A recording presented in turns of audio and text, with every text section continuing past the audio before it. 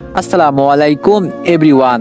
চাওয়ালা ছেলে গল্পের 5 নম্বর পার্ট। তো চলো বেশি কথা না কইয়া গল্প শুরু করা যাক।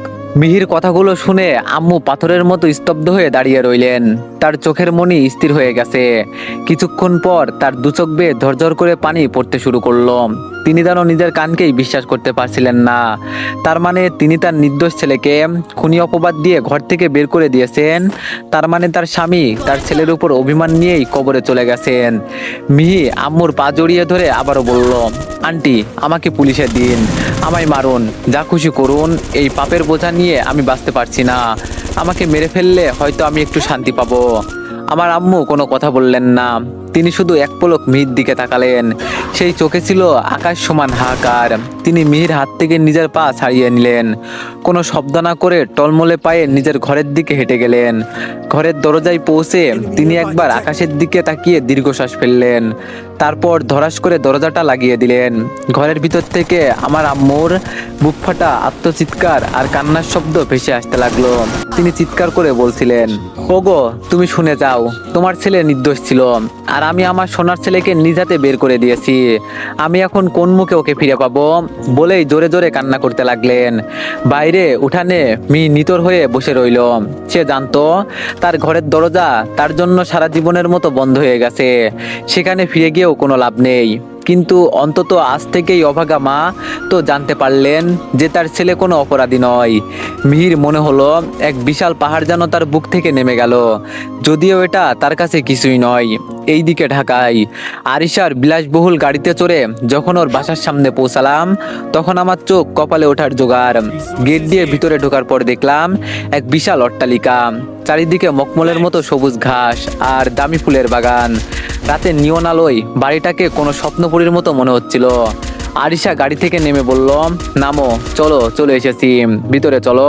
আমি গাড়ি থেকে নেমে জড়সড় হয়ে দাঁড়িয়ে রইলাম। নিজেকে খুব তুচ্ছ মনে হচ্ছিল। এই রাজপ্রাসাদের ভিতরে ঢোকার সাহস আমি পাচ্ছিলাম না। আমি তোতলাতে তোতলাতে বললাম, আরিশা ম্যাম, আমি কিভাবে ভিতরে যাব? দেখছেন আমার স্যান্ডেলটা কেমন ছিঁড়ে গেছে, শার্টটাও ময়লা। আপনার বাবা মা দেখলে কি ভাববেন? আরিশা বলল, আবার ম্যাম? আমি বললাম, আচ্ছা সরি, কিন্তু তারা কি ভাববেন? আরিশা আমার হাত ধরে একরকম টেনে নিয়ে চললো আর বলল, ধুর পাগল, তোমাকে বলছি না তুমি আমার ফ্রেন্ড, আর আমার বাবা তো তোমাকে আগে থেকেই চেনে। চলো তো। ভিতরে পা রাখতেই আমার নিঃশ্বাস যেন বন্ধ হয়ে আসছিল। সোফা থেকে শুরু করে ঝাড়বাতি সবকিছু যেন হীরা জহরত দিয়ে বানানো। আমি হাঁ করে সবকিছু দেখছিলাম। ঠিক তখন সিঁড়ি বেয়ে নিচে নেমে আসছিলেন সেই ভদ্রলোক, যিনি আমাকে ফ্লাইওভারের মৃত্যু থেকে ফিরিয়ে এনেছিলেন। উনি কাছে এসে আমাকে দেখে ভুরুকুচকে তাকালেন। তারপর একটু বিস্ময় নিয়ে বললেন, আরে তুমি সেই ছেলেটা না যাকে আমি আত্মহত্যার হাত থেকে বাঁচিয়েছিলাম আর আমার রেস্টুরেন্টের কাজে লাগিয়েছিলাম? তুমি এখানে কেন? আরিশা, একে তুমি চেনো? আমি মাথা নিচু করে বললাম, জি স্যার, আমি সেই হতভাগা। আরিশা ওর বাবার হাত ধরে সব কথা খুলে বলতে শুরু করলো। ও জানালো আমরা কিভাবে একই কলেজে স্টুডেন্ট ছিলাম, সাথে সেই মিথ্যা অপবাদের ঘটনা, এবং রেস্টুরেন্টের সেই ম্যানেজার কিভাবে আমার উপর অত্যাচার করতো। আরিশা বেশ আবেগ নিয়ে বলল। আরিশা বলল, জানো বাবা, এই ছেলেটা অসম্ভব মেধাবী। ওর মতো হীরা কেন মিথ্যা অপবাদের জন্য রাস্তায় পড়ে থাকবে? আমি ওকে ঢাকা ভার্সিটিতে ভর্তি করাতে চাই। অনেক হচ্ছে সবচেয়ে বিশ্বস্ত বুকমেকার, যা পিএইচডি এবং সিরিয়া অ্যাপের অফিসিয়াল পার্টনার। আর আপনারা তো জানেন ইন্ডিয়ান প্রিমিয়ার লিগ শুরু হয়ে গিয়েছে। এটি হতে পারে সবচেয়ে বড় সুযোগ আপনার প্রিয় দলকে সমর্থন করার। এই অ্যাপসে আপনি cricket, football, tennis live match দেখতে এবং তাদের স্কোর ভবিষ্যৎবাণী করে সহজেই অর্থ উপার্জন করতে পারবেন। সেই সাথে বিএমডাব্লিউ গাড়ি, আইফোন, ল্যাপটপ এবং আরও অনেক নগদ পুরস্কার জেতারও সুযোগ রয়েছে। এই অ্যাপটিতে আপনি class, crystal, under and over 21 ইত্যাদি গেম খেলে সহজেই আয় করতে পারবেন। আপনি বিকাশ, নগদ, রকেট, ব্যাংক, ক্রিপ্টো, পেপাল এবং অন্যান্য সহজ পদ্ধতির মাধ্যমে সহজেই আপনার জেতা টাকা তুলতে পারবেন। এখানে আপনি 24 ঘন্টা 7 দিন বিরাট সহায়তা পাবেন। তাই এখনই গুগলে অনেক সার্চ করে প্রথম ওয়েবসাইটে গিয়ে রেজিস্ট্রেশন করুন। আর হ্যাঁ, রেজিস্ট্রেশনের সময় আমার প্রোমো কোড VOTO7 ব্যবহার করে প্রথমবার ডিপোজিটে 20,000 টাকা পর্যন্ত পান। আর ও এখন থেকে আমাদের সাথে এই বাড়িতে থাকবে। আরিশার বাবা খানিকক্ষণ গম্ভীর হয়ে আমার দিকে তাকিয়ে রইলেন। আমি ভয়ে কাঁপতেছিলাম। উনি বোধহয় ভাবছিলেন একজন কর্মচারীকে কিভাবে নিজের বাড়িতে আশ্রয় দেবেন। কিন্তু আরিশা উনার একমাত্র আদরের মেয়ে। ওর চোখের পানি বা আবদার উনি কখনোই ফেলতে পারেন না। উনি একটা দীর্ঘশ্বাস ফেলে আরিশার মাথায় হাত রাখলেন এবং হেসে বললেন, মামুনি, তুমি যা চাও তাই হবে। আমি যখন ওকে প্রথম দেখেছিলাম তখনই বুঝেছিলাম এই চোখের পেছনে একটা বড় সততা লুকিয়ে আছে। ঠিক আছে, ও আজ থেকে এই বাড়িরই একজন সদস্য। তুমি আরিশার সাথে পড়াশোনা করো আর নিজেকে তৈরি করো। আরিশা আনন্দে ওর বাবাকে জড়িয়ে ধরে বলল, থ্যাংক ইউ বাবা, ইউ আর দ্য বেস্ট। ঠিক সেই মুহূর্তে ড্রয়িং রুমে প্রবেশ করলেন এক মার্জিত মহিলা। উনার পরনে দামি সিল্কের শাড়ি, চোখে চশমা, হয়তো আরিশার মা। উনি আমাদের সবার দিকে অবাক হয়ে তাকিয়ে বললেন, কি ব্যাপার বাবা মেয়ের কিসের এত থ্যাংক ইউ চলছে? আর এই ছেলেটিকে? আরিশার বাবা ওনাকেও সবটা বুঝিয়ে বললেন। আমার জীবনের করুণ কাহিনী শুনে আরিশার মায়ের চোখেও দয়া ফুটে উঠল। উনি আমার কাছে এসে খুব মমতা ভরে বললেন, আহারে বাবা, কত কষ্টই না পেয়েছো এই বয়সে। চিন্তা করো না, আল্লাহ যখন তোমাকে আমাদের কাছে পাঠিয়েছে তখন নিশ্চয়ই তোমার ভালো কিছু হবে। এটা নিজের বাড়ি মনে করো।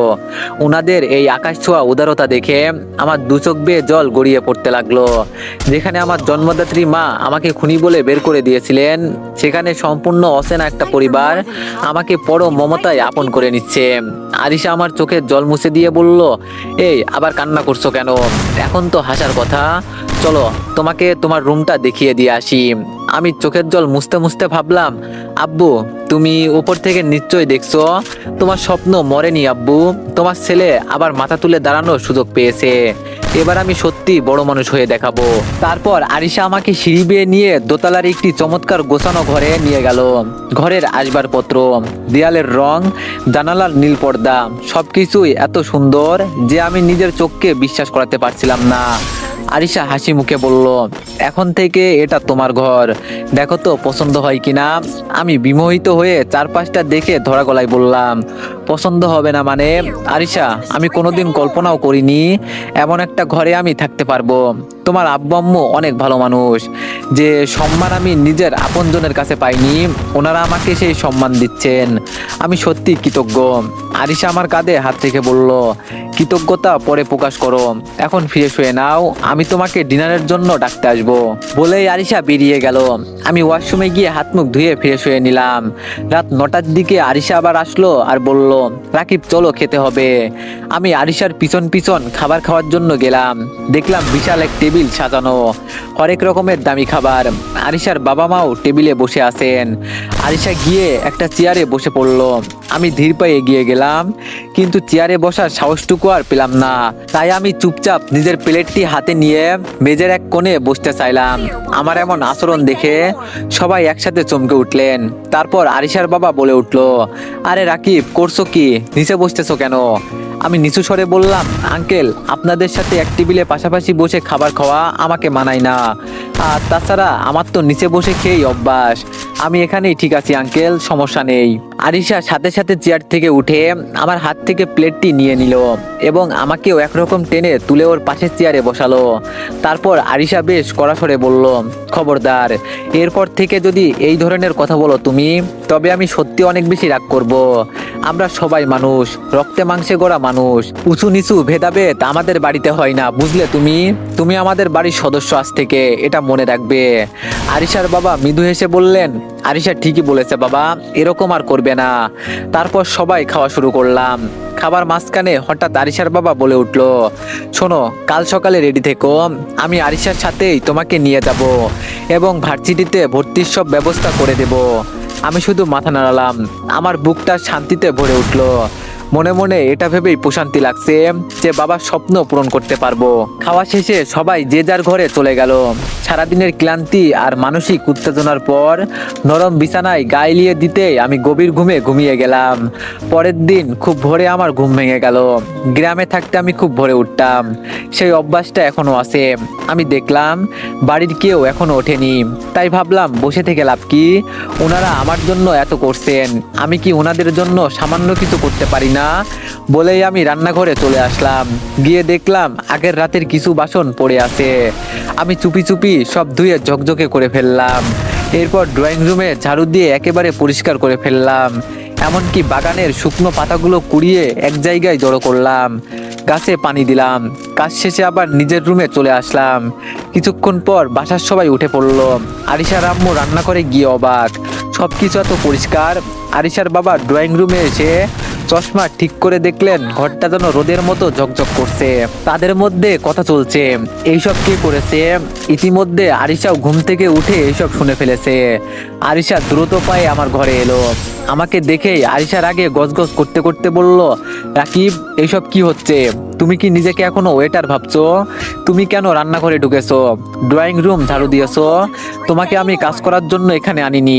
তোমার কাজ কেবল পড়াশোনা করা। কেন তুমি এইসব করতে গেলে? আমি মাথা তুলে হাসলাম আর বললাম, আরিশা, কাজ করলে আমার শরীর ভালো থাকে। আর তাছাড়া আমাকে তোমাদের পরিবারের সদস্য বলছো না? পরিবারের অন্য সদস্যরা কি কাজ করে না? আমি তো তোমাদের সাহায্য করতে চেয়েছিলাম মাত্র। আরিশা বলল, তোমার কাজ করতে হবে না, কাজ করার জন্য এখানে অনেক আছে। তুমি আর রান্নাঘরে ঢুকবে না। আমি চুপচাপ শুধু মাথা নাড়ালাম। তারপর আরিশা বলল, এখন তাড়াতাড়ি রেডি হও, আমাদের ভার্সিটি যেতে হবে। আজকের দিনটা তোমার নতুন জীবনের শুরু। আমি আরিশার আদুরে শাসন দেখে হেসে উঠলাম। আজ আমার মনে হচ্ছে অন্ধকার রাত কেটে গিয়ে সোনালী সূর্যটা সত্যি আমার কপালে দেখা দিচ্ছে। তারপর আরিশা চলে যাওয়ার পর আমি ফ্রেশ হয়ে রেডি হয়ে নিলাম। রেডি হয়ে নিচে চলে আসলাম। তারপর সবাই একসাথে নাস্তা করে নিলাম। আঙ্কেল বলল, তুমি আরিশার গাড়িতে চলে যাও, আমি অন্য গাড়িতে আসছি। বলেই আঙ্কেল নিজের গাড়িতে চলে গেলেন। আমি আর আরিশা একটা গাড়িতে ঢাকা বিশ্ববিদ্যালয়ের উদ্দেশ্যে রওনা দিলাম। কলেজে পৌঁছে আমি হা হয়ে গেলাম, কারণ দেখলাম চারিদিকে রাজকীয় সব লাল ইটের দালান, চওড়া রাস্তা আর হাজার হাজার ছাত্রছাত্রীর আনাগোনা। গাড়ি থেকে নামতেই আমার বুকটা ধক করে উঠলো। আমি হা করে হলের বিশাল স্থাপত্যের দিকে তাকিয়ে রইলাম। আমার চোখ যেন বিশ্বাসই করতে পারছিল না যে আমি সত্যি এখানে দাঁড়িয়ে আছি। আরিশা আমার অবস্থা দেখে একটু হেসে আমাকে বলল, এভাবে মূর্তির মতো দাঁড়িয়ে আছো কেন? ভিতরে চলো। আমি বললাম, আরিশা, আমি কি সত্যি এখানে পড়তে এসেছি? এই জায়গাটা তো সিনেমার মতো সুন্দর, এত বড় আর এত চমৎকার বিশ্ববিদ্যালয় আমি কখনো স্বপ্নেও দেখিনি। এগুলো আমার কল্পনারও বাইরে ছিল, আর এই অসম্ভবকে তুমি সম্ভব করেছো। আরিশা বলল, এটা তো কেবল শুরু, তোমার মেধা অনুযায়ী তুমি এর চেয়েও বড় কিছু পাওয়ার যোগ্য। চলো, বাবা বোধহয় পৌঁছে গেছেন। আমরা হাঁটতে হাঁটতে ভবনের দিকে গেলাম। কিছুক্ষণের মধ্যেই আঙ্কেল তার গাড়ি নিয়ে চলে আসলেন। তিনি আমাদের দেখে ইশারায় ডাকলেন। আমরা সবাই মিলে প্রিন্সিপাল স্যারের কক্ষের সামনে দাঁড়ালাম। আঙ্কেল ভিতরে ঢোকার অনুমতি নিতেই পিয়ন দরজা খুলে দিল। ভিতরে এসির ঠান্ডা বাতাস আর বড় বড় বইয়ের তাকে ঘেরা একটা গম্ভীর্যপূর্ণ পরিবেশ। প্রিন্সিপাল স্যার তার চশমাটা নাকের উপরে ঠিক করে আমাদের দিকে তাকালেন। তখন আঙ্কেল বলে উঠল, আসসালামু আলাইকুম স্যার, আমি এই ছেলেটির ব্যাপারে আপনার সাথে কথা বলতে এসেছিলাম। ওর নাম রাকিব। আঙ্কেল বিস্তারিতভাবে আমার মেধা এবং আগের কলেজের রেজাল্টের কথা বললেন। তবে তিনি কৌশলে অপবাদের বিষয়টি এড়িয়ে গিয়ে বললেন যে পরিবারের সমস্যার কারণে আমার পড়াশোনায় বিঘ্ন ঘটেছিল। প্রিন্সিপাল স্যার আমার আগের মার্কশিটগুলো খুঁটিয়ে খুঁটিয়ে দেখলেন। তার চোখে একটা বিস্ময়ের ছাপ। তারপর তিনি বললেন, বাহ, তোমার রেজাল্ট তো চমৎকার, বিশেষ করে ম্যাথমেটিক্সে। তোমার মার্কস দেখে আমি মুগ্ধ। আমাদের বিশ্ববিদ্যালয়ে তোমার মতো মেধাবী ছাত্রেরই প্রয়োজন। ঠিক আছে, আমি সব ব্যবস্থা করে দিচ্ছি, তুমি আজ থেকে ক্লাসে জয়েন করতে পারো। ভর্তির সব আনুষ্ঠানিকতা শেষ হতে খুব বেশি সময় লাগলো না। অফিস থেকে বেরিয়ে আসার পর আমি আঙ্কেলের সামনে গিয়ে দাঁড়ালাম। আমার গলা কান্নায় বুঝে আসছিল। আমি বললাম, আঙ্কেল, আপনি আমার জন্য যা করছেন এই ঋণ আমি কি দিয়ে শোধ করব জানি না। আপনি আমাকে শুধু একটা থাকার জায়গায় দেননি, আমার মরে যাওয়া স্বপ্নগুলো আবার বাঁচিয়ে তুলছেন। আঙ্কেল আমার কাঁধে হাত রেখে স্নেহভরা গলায় বললেন, পাগল ছেলে, ঋণ কেন বলছো? মানুষের যখন সামর্থ্য থাকে তখন অন্যকে সাহায্য করাটা তার দায়িত্ব। আমি তোমার মধ্যে সম্ভাবনা দেখেছি বলেই পাশে দাঁড়িয়েছি। তুমি শুধু মন দিয়ে পড়াশোনা করো, সেটাই হবে আমার সবচেয়ে বড় পাওনা। আঙ্কেল মুচকে এসে আমাদের বিদায় জানিয়ে ওনার নিজের কাজে চলে গেলেন। আমি আর আরিশা এখন একা ক্যাম্পাসের বিশাল করিডোরে। আরিশা আমাকে নিয়ে আমাদের ডিপার্টমেন্টের ক্লাসরুমের দিকে এগোতে লাগলো। তারপর বলল, চলো, আজ তোমার প্রথম ক্লাস, ভয় পেও না, আমি তোমার পাশেই আছি সব সময়। ক্লাসরুমে ঢোকার সময় আমার পা দুটো একটু কাঁপছিল। শুধু মনে হলো আগের কলেজের মতো যদি আবার ঘটে। ভিতরে অনেক ছেলে মেয়ে বসে গল্প করছে, কেউ দামি ল্যাপটপ নিয়ে ব্যস্ত, কেউ দল বেঁধে হাসাহাসি করছে। আরিশার পিছন পিছন আমি ক্লাসরুমে ঢুকলাম। ভিতরে ঢুকতেই এক মুহূর্তের জন্য পুরো ঘরটা শান্ত হয়ে গেল। কয়েক জোড়া চোখ সরাসরি আমার দিকে নিবন্ধ হলো। আমার পরনে ছিল সেই পুরনো ধোয়া সাধারণ একটা শার্ট আর কিছুটা রংচটা প্যান্ট। বিশ্ববিদ্যালয়ে এই ঝকঝকে তকতকে পরিবেশে নিজেকে বড় বেশি বেমানান লাগছিল। আরিশা একটা বেঞ্চের দিকে ইশারা করে বলল, রাকিব তুমি ওই সিটটাতে বসো। আমি জড়সড় হয়ে আরিশার বলা সিটটাই বসলাম, আর আরিশা আমার পাশের বেঞ্চে বসলো। কিন্তু বসার সাথে সাথেই পিছনের বেঞ্চ থেকে একটা চাপা হাসির শব্দ শুনতে পেলাম। একটা ছেলে তার পাশের বন্ধুকে কোনোই দিয়ে গোতা দিয়ে ফিসফিস করে বলল, কিরে এটা কি ঢাকা ভার্সিটি নাকি সদরঘাট? এই মাল কোত্থেকে আসলো? ড্রেস আপ দেখে তো মনে হচ্ছে কোনো গ্যারেজ থেকে সোজা ক্লাসে ঢুকে পড়েছে। আশেপাশের আরো কয়েকজন খিলখিল করে হেসে উঠলো। আমার মাথাটা অপমানে নিচু হয়ে গেল, বুকের ভেতরটা ধক করে উঠলো। মনে মনে ভাবলাম, আবার কি সেই পুরোনো দিনের পুনরাবৃত্তি শুরু হয়ে যাচ্ছে? আরিশা শব্দটা শুনতে পেয়েছিল।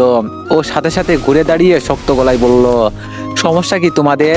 কারো পোশাক দেখে তাকে জাজ করার অধিকার তোমাদের কে দিয়েছে? ও এখানে মেধার জোরে ভর্তি হয়েছে, কারো দয়াই নয়। পেছন থেকে একটা মেয়ে বলে উঠলো, আরে আরিশা, তুমি ওই খ্যাত ছেলেটার জন্য আমাদের সাথে ঝগড়া করছো? তোমার রুচি তো ভালোই জানতাম। আরিশা এবার আরো রেগে গেল। আরিশা বলল, রুচি আমার ঠিকই আছে, কিন্তু তোমাদের মানসিকতা একদম নিচু স্তরের। বিদ্যা অর্জন করতে এসেছো, আগে মানুষ হতে শেখো। কিন্তু আরিশা একা কতজনের সাথে লড়বে?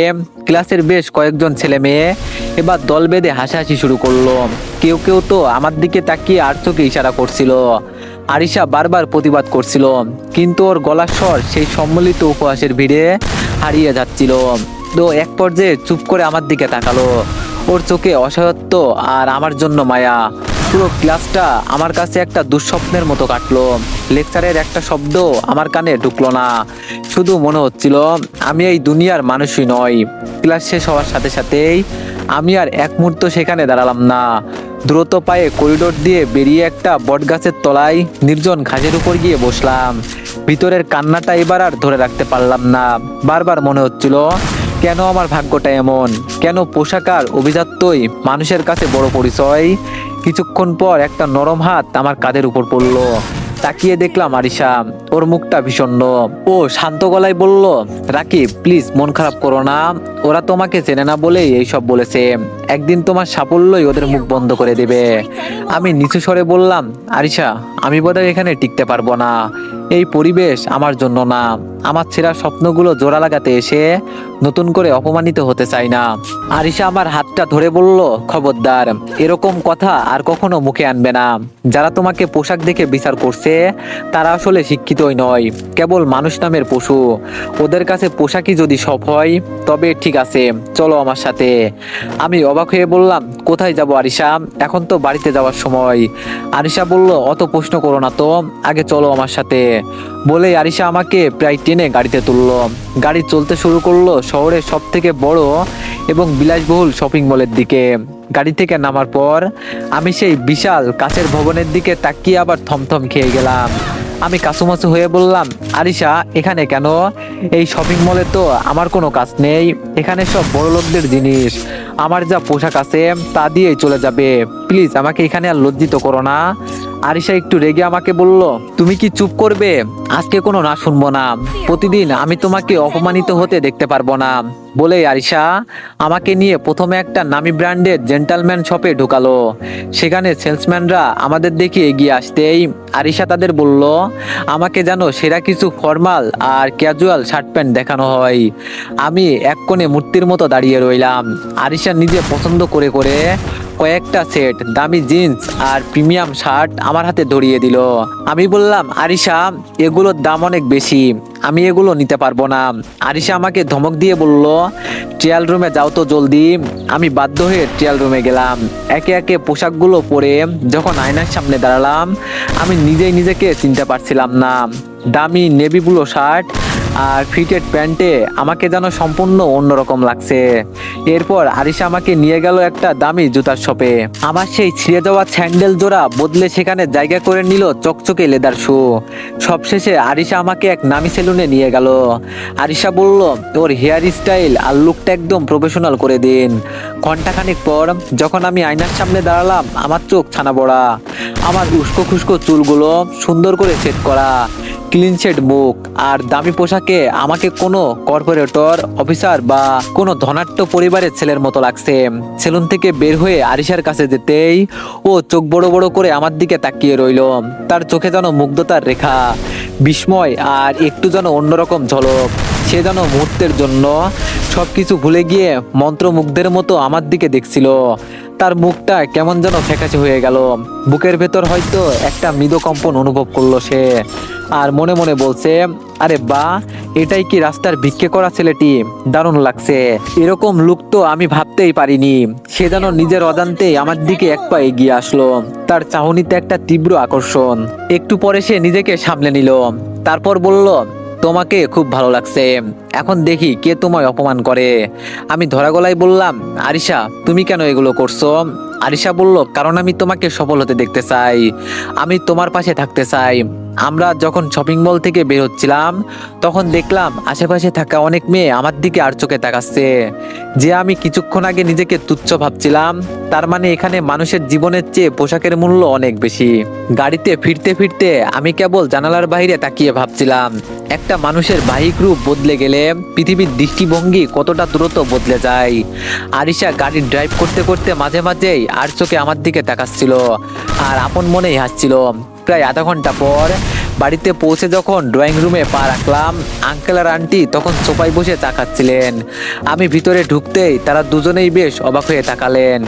আঙ্কেল চশমাটা নাকের উপর ঠিক করে নিয়ে গম্ভীরভাবে বললেন, ইয়েস, কাকে খুঁজছেন? আরিশা পাশ থেকে খিলখিল করে হেসে উঠল।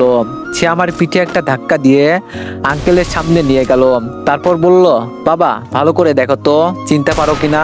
আন্টি এবার সোফা থেকে উঠে আমার কাছে আসলেন। তিনি বেশ কিছুক্ষণ আমার মুখের দিকে তাকিয়ে থেকে অস্ফুট স্বরে বললেন, ও মা, এ তো আমাদের রাকিব। এ কি রে আরিশা, এ কি পরিবর্তন! বিশ্বাসই হচ্ছে না ও সেই সকালের ছেলেটা। আঙ্কেল হেসে দিয়ে বলল, আরে তাই তো, সত্যি ওকে চেনাই যাচ্ছে না। আরিশা, তুমি তো জাদুর কাঠি চালিয়ে দিয়েছো। রাকিব, তোমাকে কিন্তু খুব স্মার্ট লাগছে। আমি লজ্জা পেয়ে মাথা নিচু করে বললাম, আঙ্কেল, আসলে আরিশা জোর করলো তাই আর কি। আন্টি বলল, ভালোই করেছো।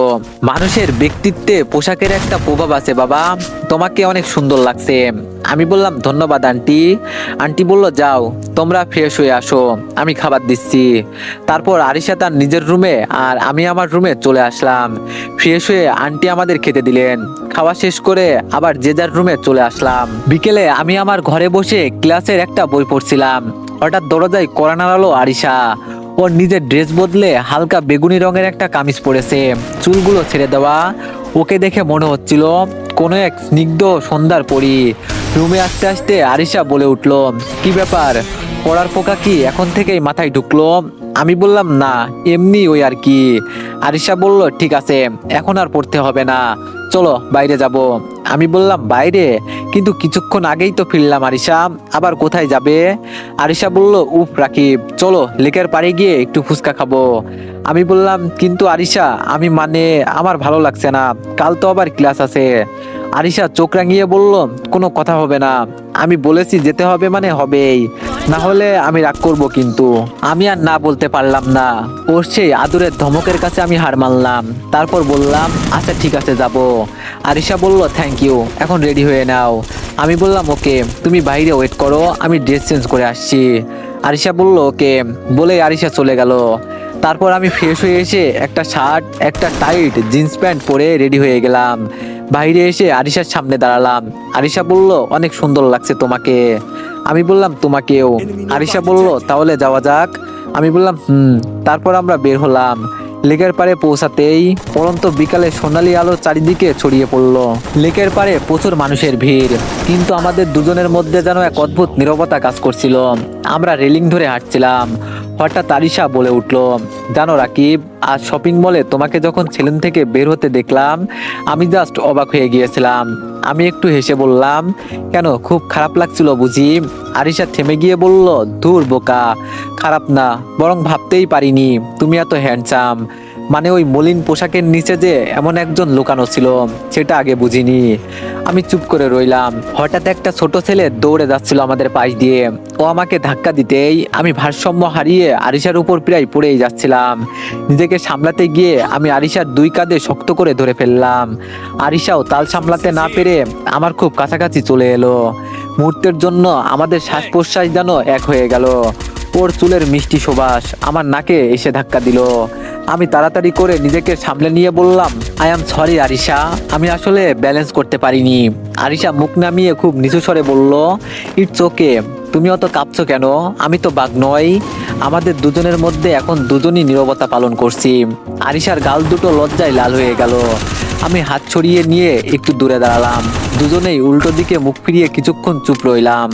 আমি মনে মনে ভাবলাম, এটাই হয়তো মিহি আর আরিশার পার্থক্য, যে আমাকে অহংকারের বশে অপবাদ দিল, আর একজন সম্পূর্ণ বিপরীত মানুষ, মনে কোনো বিন্দু মাত্র অহংকার নেই, আর আমাকে খুব ভালো করে বোঝে। কিছুক্ষণ পর আমি মুখ ফুটে বললাম, আরিশা চলো ফুচকা খাই। আরিশার লজ্জা এখনো কাটিনি, তাই লাজুক হেসে আমাকে বলল, চলো। কিছুক্ষণ পর আমি আবার বললাম, আরিশা একটা কথা বলবো। আরিশা বলল, বলো।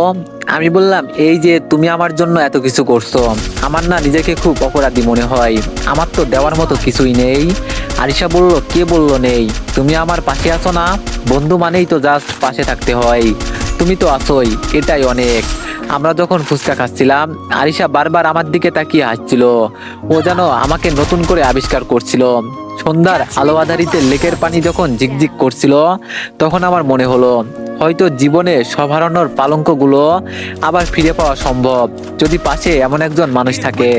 ফুচকার বিল আরিশাই পে করলো। তখন ফুচকাওয়ালা বলল, ম্যাডাম আপনি তো একাই ফুচকা খেতে আসেন, আজকে স্যারকে নিয়ে আসছেন, খুব ভালো লাগছে। ম্যাডাম আপনাদের দুজনকে অনেক সুন্দর মানিয়েছে। ফুচকাওয়ালার কথা শুনে আরিশা ভেবাচাকায় পড়ে গেল। আরিশা আমার দিকে তাকালো। আমি আরিশার দিকে একটু তাকিয়ে নিজ দিকে তাকালাম। আরিশা শুধু ফুচকাওয়ালাকে ধন্যবাদ দিয়ে বিল পে করে সেখান থেকে চলে আসলাম। এখন খোলা রাস্তায় আমি আর আরিশা হাঁটছি। হঠাৎ তো এভরিওয়ান, নেক্সট পার্টের জন্য সবাই একটু বেশি বেশি লাইক আর কমেন্ট করে দিও। আর গল্পটি কেমন লাগছে তোমরা একটু সবাই কমেন্টে জানিও। ধন্যবাদ।